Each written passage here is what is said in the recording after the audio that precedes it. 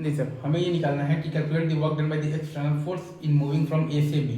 ए है regular hexagon of side l और b है रेगुलर हेक्सागोन ऑफ साइड दिया हुआ है आपके पास 2l का, ठीक है।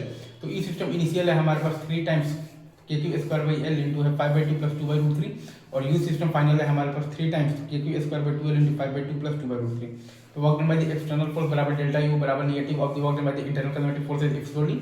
तो work done by the external force हमारे पास आ जाएगा -3 के q square by 2l into 5/2 plus 2/√3।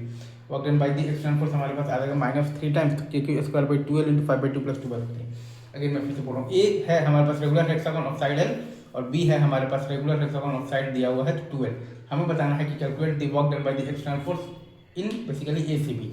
तो ई सिस्टम इनिशियल अगर आप ध्यान दीजिएगा तो हमारे पास है आप देखिएगा तो 3 टाइम्स के q square by l into 5/2 plus 2/√3 और ई सिस्टम फाइनल है हमारे पास 3 टाइम्स के q square by 2l into 5/2 plus 2/√3। तो work done by the external force बराबर है आपके पास डेल्टा यू बराबर negative of the work done by the internal conservative force excluding. तो work done by the external force है आपके पास -3 टाइम्स के q square by 2l into 5/2 plus 2/√3, ठीक है। तो work done by the external force है आपके पास -3 टाइम्स के q square by 2l into 5/2 plus 2/√3, ठीक है।